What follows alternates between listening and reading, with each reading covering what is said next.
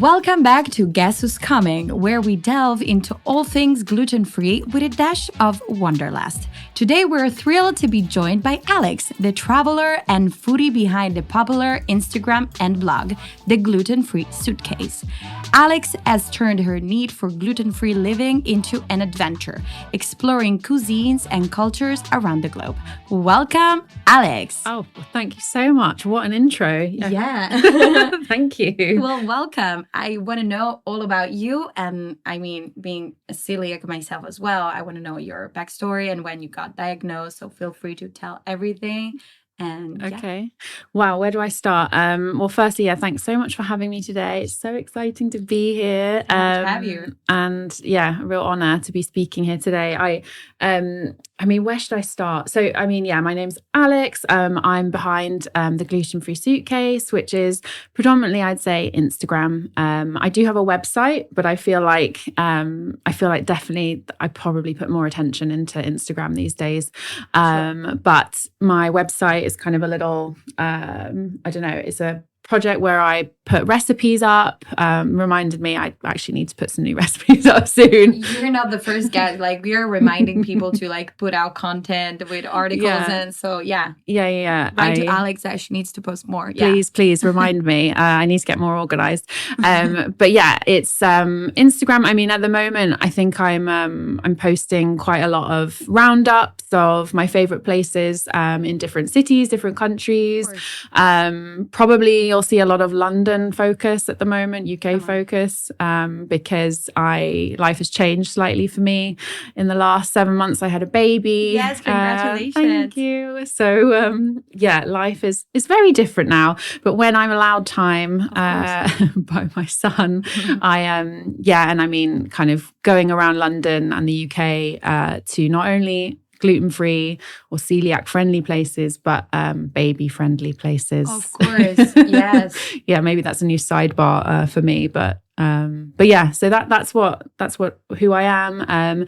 And I've been gluten-free now for it's over a decade. So over 10 years. My diagnosis story is a bit complicated. It's not as sadly clear-cut as I would have liked, I'm sure, but it might resonate with a few people out there. I mean, we heard so many stories, and everybody, again, I always say that, but I feel like every celiac has its own story and background. So where are your symptoms, what about them? Okay. Well, first things first, I was never sadly officially diagnosed because of complications around the time that I was getting sick and showing symptoms of celiac disease. This was over 10 years ago now. I just moved back from abroad. I was living in South America for several years. Wow. And totally unknowingly eating all the sorts of things I should not have been eating. And I think that awareness back then was pretty poor, actually. Yeah. So I was incredibly sick with, classic symptoms like sick after every meal, the food poisoning style symptoms. For sure. I had horrific skin issues, terrible fatigue, migraines. The list is endless. I'm sure lots of people have experienced similar symptoms. So I went to the doctor because I was like, this can't continue. And it was hampering my not only my personal life. It's not very mentally. You were frustrated. What is going on? I mean, it's not very glamorous, going out for a meal and then being feeling sick, being sick going and spending to the rest of the evening or the day in the toilet, several days after. But it was affecting my work because I was actually having to take time off work sick. I was actually in Italy. That was the last kind of the final straw for me. I always get overexcited when I'm in Italy. Yeah, sure. And I went on a work trip and I thought, I won't go out just for one dinner. I'll go out for 2 dinners with different contacts. It was a terrible idea. I mean, in Italy, what are you going to do? Pizza, pasta, all everything. of it. Yeah, all of it. But you didn't know, so of course I would have done the same thing. Yeah, I didn't know. And so I came back, went to the doctor, and I was actually explaining what I thought it might be to the doctor. Self-diagnosing and terrible. And the doctor said I should basically stop eating gluten and see if it made me feel better, which now, fast forward to 2024, we all know that is terrible advice. Yep. Because I was reading actually earlier, just kind of refreshing my memory on what Celiac UK, for example, advise to people who need to get diagnosed or want to get diagnosed. I think you have to be consuming gluten for about up to 6 weeks in like one meal per day ahead of getting a diagnosis. So yeah, I literally received the opposite advice. So you cut it out. I cut it out, and my life changed. Like not overnight, obviously, because I was very sick, and I was massively underweight as well. But within, I'd say 3 to 4 weeks, I was kind of a new and improved version of myself. So much happier. One symptom I had actually was my hair was starting to fall out. So my hair started growing back properly. Wow. My skin cleared up. No more kind of toilet drama. We heard everything. Don't worry. And yeah, I just thought that was it. So I went back to the doctor for a review. I think it was a couple months later, and was like, "Hey, I'm so much better." Thank you. Yeah, thanks. I guess I'm celiac. And she was like, well, that sadly, we now have to test for celiac disease. So you've got to eat gluten again in order to be tested. But the idea of that was like, no, I'm not going to do it. No. And having read a bit more about it, kind of educated myself a bit more. Sure. The short-term side effects, as we've just discussed, are pretty horrendous. But then you start reading and learning about the long-term effects. Yeah, no, I know. And it's crazy because I was lucky enough that I got, after I got diagnosed, I was 11 years old and I wasn't able to grow. You know, I was kind of stuck in my growing development. So my mom kind of like saw that something wasn't going on correctly, because I always had like stomach issues. Yeah. My belly was always so bloated. And so we went to the doctor. And they actually did some x-rays of my hands. And I had the bone structure of a 9-year-old girl when I was 11. Oh my gosh. So they were like, maybe something is wrong. Wow. So I did the blood test and everything. And I came out to be, gluten-free. And so I got, after I had maybe 2 weeks that I had to keep on eating gluten. And after that, I got, all the things done and everything. Yeah. And I got diagnosed with with celiac disease. And from that moment on, it's just like I started learning, and shout out again to all the moms out there that helped the kid to kind of understand what it was like. And so you kind of got diagnosed in a way. And after that, how you felt like your life changed in a way. Yeah. I mean, that's a lot for a small person to have to deal with. So I'm really sorry you went through that. I guess mine was kind of later on in life. So yeah, I wasn't alone. So I felt I always had my mom. Maybe you were alone in that, journey. So sorry also for you. But I feel like, because back then it was, as I said, awareness was pretty low. I actually decided to not go ahead with that advice and just live my life as a celiac. I've since had a few health complications, and so I've been tested several times for celiac, but of course with kind of doctors knowing that it's not going to show up, but they want to do it anyway. Hopefully one day there'll be an alternative for people who don't get a chance to be diagnosed properly. But for all intensive purposes, I do live my life as a celiac, because I've been told the probability is incredibly high. So honorary celiac here. So you started cooking, or you started from that moment on, since you're a traveler? I mean, you lived all over the places. And I wouldn't say that. I mean, come on, from being all very around kind the world. Yeah, but I see you're all over UK in general, and how the fact that you got diagnosed with celiac scared you in a way, or improved your curiosity in a way? Let's go find places. Let's cook something else. Let's start cooking. Or definitely. I definitely got more curious. I mean, I've always been a foodie. My family, I grew up in a very food kind of obsessed household, and a household of a kind of a merge of cultures. So my mum is from the States, and my half brother, my only sibling, he is half Mexican. So I grew up with kind of a fusion of, cuisines. Yeah, Latin American, European. My mum lived and spent a lot of time in Italy. So I love that. Yeah. So she learned to cook. She learned to cook quite a lot of Italian dishes, and Mexican dishes. So I kind of, my curiosity and my drive was to like say, how can we make this all my favorites gluten-free?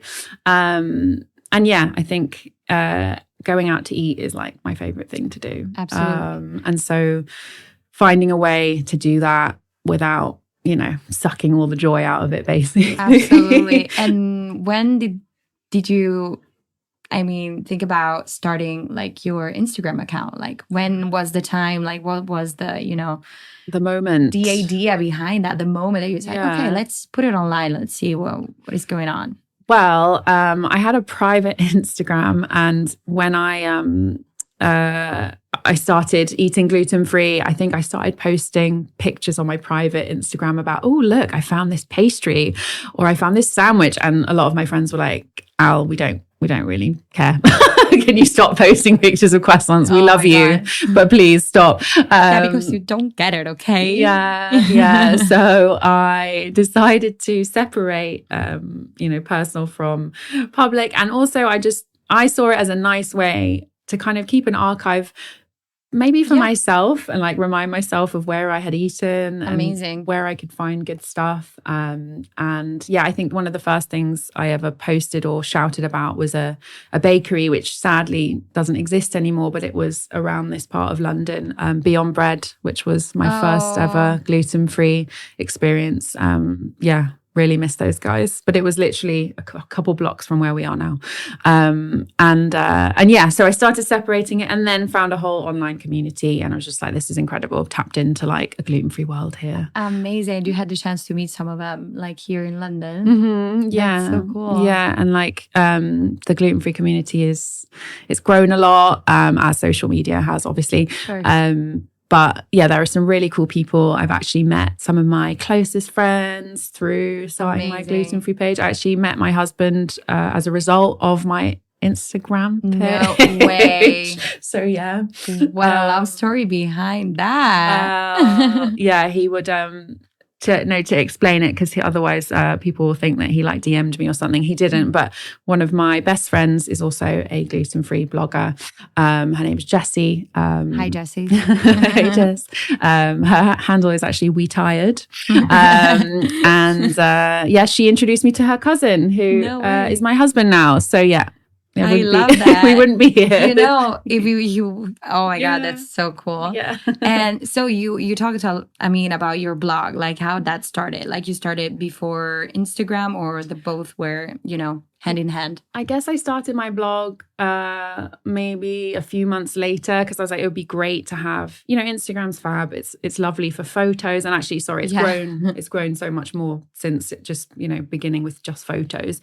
But having a blog and a website is it's a really nice place to keep longer form content. Absolutely. I'm a journalist, so I like writing kind of longer pieces, featurey style things, and it's a better place for recipes. I don't know, I think recipes work for some people on Instagram. Sure. But when you see a lot of text under a post, you're kind of just like, oh no, I'm just here for the photos or the videos. Yeah, exactly. That's when my website, a few months after. But yes, I need to get on top of that website. I will do some updating, I promise. Amazing. And so what about let's talk a little bit about travel in general. Mm-hmm. Like, were you scared after being diagnosed to travel, around Europe or in general? I guess, funnily enough, I think I wasn't. I think my fear and my worry over travel has kind of developed or grown with time. I don't know if that makes sense. Absolutely. And also maybe you were scared before to get sick. And now it was more like, let's see if there's options for me, because there's going to be. And, we briefly discussed cross-contamination earlier, and as you learn more about cross-contamination and the danger of it, I think when you become more aware, you're like, oh, this is actually a real issue. And I don't know, it's sad to have so much anxiety around these things, but I feel like it grew. So at the beginning, I think I was just a bit excited to like, I don't know, kind of explore Sure. and see what was out there.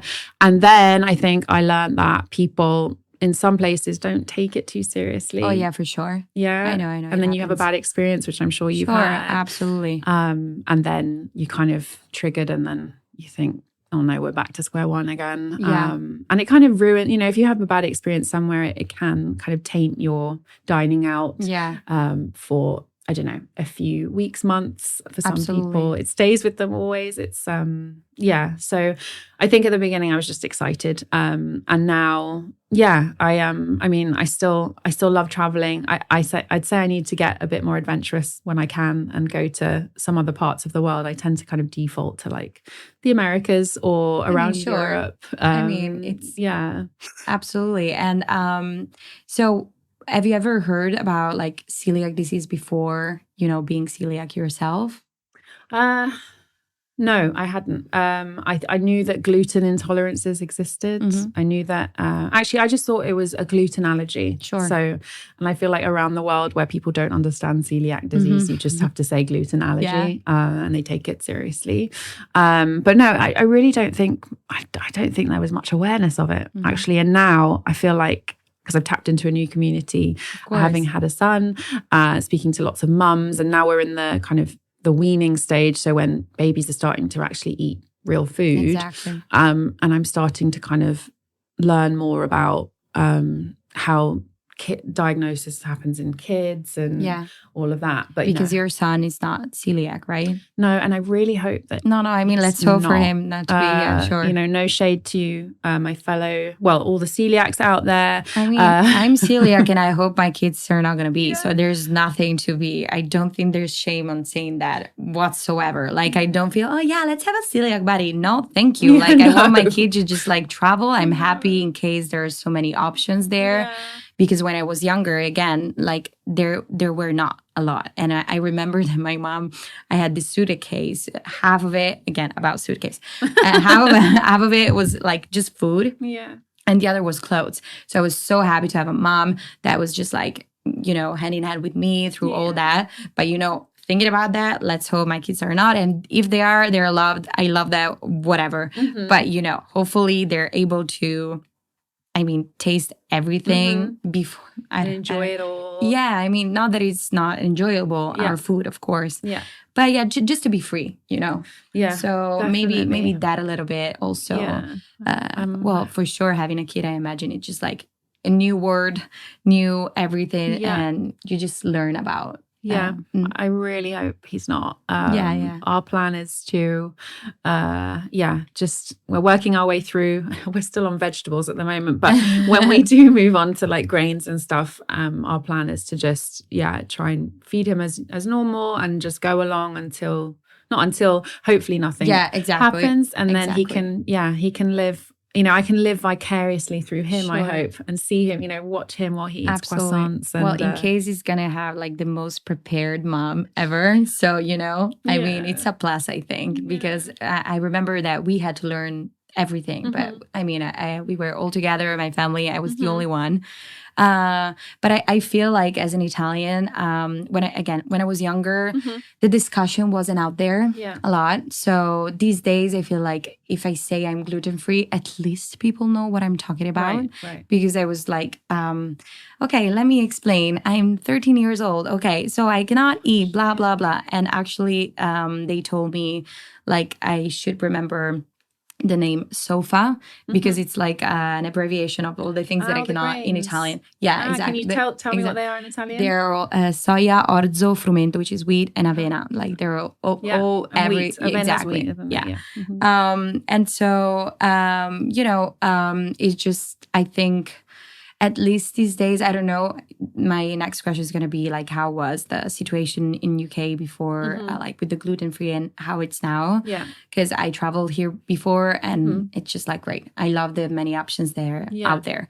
But again, I feel like my country, it's just like developing every single day on that gluten-free perspective, So what about UK?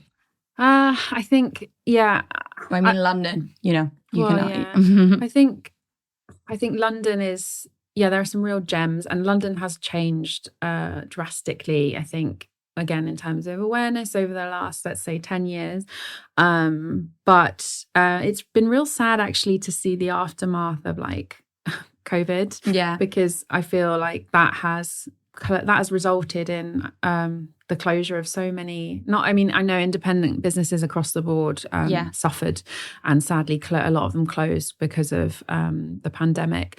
But I think gluten-free businesses, a lot of them did suffer and close and kind of go out of business, and you kind of think, well, how? Because surely you have like a really good client base, but I won't delve into that. I'm not savvy when it comes to business. I know nothing about it.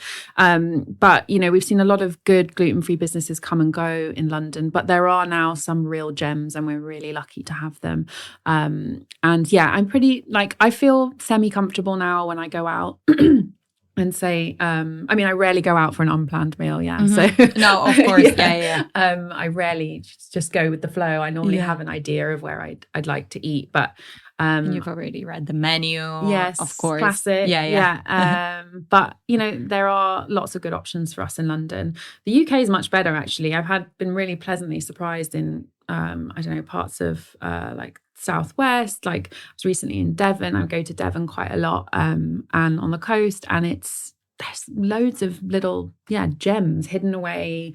People who bake celiac safe cakes in their coffee shop, and so much. And it's crazy. I traveled to Edinburgh a few years ago. Great city. Yeah, so many options. And also I love the fact there, because in Italy, I feel like, yes, there's places where I can eat like the sweets, but not as much as in the UK. Like I always find maybe little shops like, I don't know, cakes or I don't know, things that are sweet. Teas. Exactly. Yeah. They're like, oh my God, that is so cool. And for me, it's such a UK experience to live. So very it's cool. British. Exactly. But I think to that, I feel like we're missing a lot of savory though. In the bakeries in Italy, the amount of savory treats you can get. Again, it's just like on the contrary. Yeah. I know. And I'm like, we need You can more get a gelato there. A gelato, oh my God. Gelato. A gelato. Yeah. My Italian friends are like, what are you talking about? It's called gelato. I know. I want to know what the idea behind your Instagram name, because I love it. Oh, well. Actually, when you said you filled half your suitcase with food and half with clothes, I can really relate to that. That's basically where my name came from, because I suddenly found I was traveling not only 2 places with food, but my favorite thing to do when I'm abroad, maybe it's yours too, is go to a supermarket and see what you can bring back. Yeah. And then kind of store away for months. It's all about one of the things that I've learned through all these interviews and guests, it's just all about the snacks. All about the snacks. Yeah, right? All about the snack. Got to keep the snack drawer replenished. It's definitely a science traveling when you're gluten-free. But I was just bringing back, an obscene amount of treats. Not from everywhere. You don't go everywhere and can tuck into an obscene amount of treats, but places like Italy, Spain, France, I always bring back good stuff. The States, I literally had a spare bag for my gluten-free items last year. That I was 14 years old and I was in the States, and I remember they had... Where were you? I was in New Jersey at Rider University, because I had a language 2 weeks of improve my English, and they had a little space for me and the gluten-free products, and I ate for the first time a cupcake. I was 14. I didn't know what was that. Oh wow! And also, do you remember what flavor it was? I think it was a brownie, chocolatey kind of thing. But it was so long ago that I don't even remember. And I ate, I don't know, cornflakes or some cereals that were good sugary American cereal. Because again, the box, the combo box were super colory. And I was like, oh my God, it's so American. Yeah, just so great. And last but not least, I want to know how from, posting photos for your friends that are I don't care about. Oh God, I make my friends sound terrible. No, all my friends do care, and they take good care of me. And we say hi to your friends. We love you. And thank you for saying that, because that maybe had you kind of, develop your push. Yeah, exactly. So how did you how did your platform kind of evolved during this, I mean, I years at this point? Because I know when did you start with your? I think it was 2016 or 2017. I mean, I don't really know. I got real lucky. I just kind of at first, because I was kind of so obsessed with, I hate to say this, but I will admit it. Yeah, I was really obsessed with Instagram at the beginning because I was just like, oh my God, this is like a whole new world. It's like a window to the world. For me, it's always has been that. Yeah. And I think I just spent a lot of time on it, kind of chatting to fellow gluten-free people. And yeah, it just grew. I really don't know how it happened. I was really lucky. I've got lovely followers and really supportive followers. So yeah, I don't know. It just kind of grew steadily over the last few years. And yeah, I've worked on a few kind of cool projects. I've got to work with some of my favorite brands over the years. And it's like, that is not why I started it. That was like, it happened. So you had a great idea, you know? It was really exciting. So yeah, it's just grown. And yeah, as I said, I've got to do some cool things through it and met just great people. But it's kind of like, it's just like having access to an incredible restaurant guide all the time. Absolutely. Like on tap. And you have future plans, something that you want to share your ideas for the future with this gluten-free situation? Let's see, future plans. I mean, I'm not sure that I have like future plans as such. Also, like talking about like your baby, like that's so cool. You know, yeah, it's not that you have to talk about like just one niche. You just like. This is true. I actually haven't shared really online that I've had a baby. He's kind of but like your mom life. It's mom life. Yeah, I think perhaps I might, you know, as time goes on and as we get further into weaning, I might have to start sharing a bit more. But I think no like such project plans, but I think travel again, now that we're a bit more established and that my husband and I are sleeping a bit more now, we can we can kind of make nice travel plans. This year I'm actually headed to, where am I headed to? I'm heading to Bruges in Belgium, which last time I went, actually I wasn't gluten-free. So I'm really excited to see. I've been to Brussels. Yeah, Brussels is great. Yeah, love Brussels. So many gluten-free options. Oh my God, love crazy. Brussels. Oh yeah, I ate at the gluten-free bakery Chambelland in Brussels every day when I was there last year, eating all the wrong things. By the way, I didn't know I was pregnant, so I was like really indulging in unpasteurized cheese, smoked salmon, potatoes with all the sauces. Yeah. They were gluten-free, so I was like, oh my God. I know, it's a minefield. But I'm going to Bruges, so I'll be excited to see how that fares from a gluten-free perspective. Sure, we can all wait to see that. There we go. And what else? Going to a few weddings this year. Actually going to a wedding in France. So let's see how rural France does on a gluten-free note. Exactly. And yeah, that's all for now. But yeah, hopefully more travels as time goes on. I'm going to go back to the States next year. Yeah, we got to pack that suitcase, right? Yeah, absolutely. Well, Alex, thank you so much. Really nice hearing from you. I mean, congrats again for your baby. Thank you so much. Thanks so much for having me. It's been great to meet you.